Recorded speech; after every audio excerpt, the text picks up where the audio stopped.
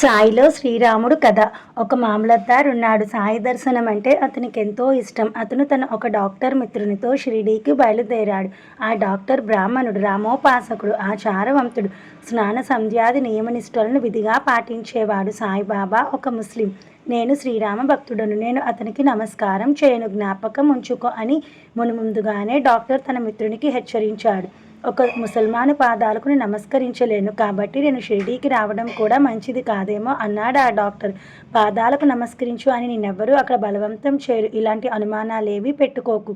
నా పాదాలకు తలవించి నమస్కరించు అని బాబా ఎప్పుడూ చెప్పడు అంటూ మామలద్దార్ తన మిత్రునికి నచ్చ చెప్పాడు. డాక్టర్ సరే పద అని అతను అనుసరించాడు. మనసులో ఏ వికల్పాలు లేకుండా బాబా దర్శనం కోసం మిత్రుని వెంట బయలుదేరాడు. కానీ విచిత్రం జరిగిపోయింది. వారు షిరిడీ చేరుకున్నారు.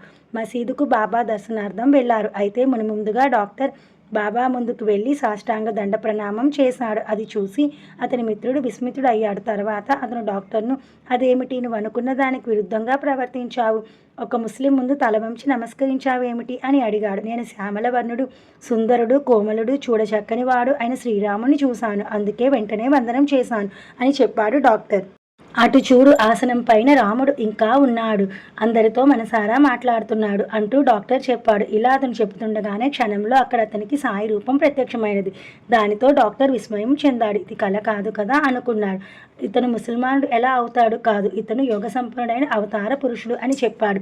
చోకామేళ ఒక మహర్జాతివాడు, రోహిదాస్ ఒక మోచీవాడు, సజ్జన్ ఒక కసాయి. వీరి కులాల గురించి ఎవరూ పట్టించుకుంటారు? వీళ్ళంతా గొప్ప భక్తులు, మహాత్ములు. తమ నిరాకార నిర్గుణ స్వరూపాన్ని వదిలి మానవులకు ఉపకారం చేయడానికి, వారిని జనన మరణ చక్రం నుండి బయటపడవేయడానికి ఈ ప్రపంచంలో నామరూపాలతో అవతరిస్తూ ఉంటారు. బాబా నిజంగా కల్పవృక్షం. ఒక క్షణం సాయిగాను, మరుక్షణం రాముడుగాను దర్శనమిచ్చాడు.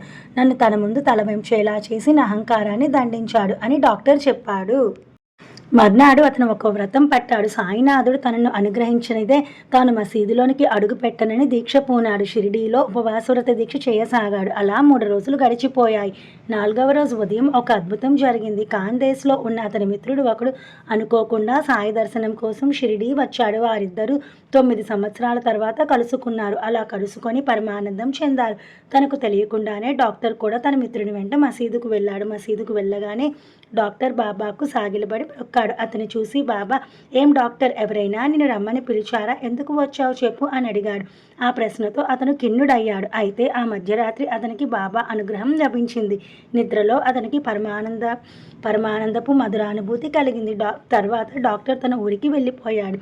కానీ ఆ స్వానంద స్థితిని సంపూర్ణంగా 15 రోజుల వరకు అనుభవించాడు. దానితో సాయి ఎడల అతనికి భక్తి పెంపొందింది. బాబా దర్శన మహిమ. ఇలాంటి సాయి అనుభవాలు అనేకం ఉన్నాయి. ఒక్కొక్కటి మరొక దానికన్నా గొప్పగా ఉంటాయి. మీ గురువుల ఎడల సుస్థిరమైన విశ్వాసం కలిగి ఉండాలి. మీ చిత్తం అన్యత్రా ఉండకూడదు. కేవలం సాయిని దర్శిస్తూ ఉంటే చాలు, మనకు అపరిమిత ఆనందం లభిస్తుంది. ఇది బాబా దర్శన మహిమ. భక్తులు నిష్పాపులు అవుతారు. వారి ఐహిక వాంఛలు తీరుతాయి. వారికి ఆముష్మిక సుఖం, ముక్తి, ఆనందం లభిస్తుంది. బాబా స్వభావం ఇలాంటిది. దాన్ని తెలుసుకోవడం చాలా కష్టం. బాబా మీకందరికీ ప్రీతిపాత్రుడే. మీ అందరి యందు బాబాకు ప్రేమ ఉంది. అందుకని జ్ఞానులు అజ్ఞానులు కూడా బాబా లీలను ప్రేమతో, నిర్మల చిత్తంతో వింటారు. భక్తి ప్రేమలు ఉండే చోట, బాబా ఎడల ఆసక్తి శ్రద్ధ ఉన్న చోట తపన బయలుదేరుతుంది. ఆ తపన ఉన్నప్పుడే శ్రవణం చేస్తూ ఆనందించగలుగుతారు. హేమాడ్ సాయి చరణాల్లో నమస్కరిస్తున్నాడు. అనన్య శరణాగతులకు సాయి చరణాలు వజ్రపంజరం లాంటివి. సాయి శక్తులకు అంతం లేదు. సాయి భవభయాన్ని హరించి వేస్తాడు. స్వస్తి. శ్రీ సంత సజ్జన ప్రేరితం భక్త హేమాడపంత విరచితం శ్రీ స్వామి అచలానంద సరస్వతి అనుదితం శ్రీ సాయి సమర్థ సచ్చరితంలో శ్రీ సంత గోలప రామదర్శనం అనే 12వ అధ్యాయం సంక్షిప్తం సంపూర్ణం. శుభం భవతు. హరి ఓం తత్సత్.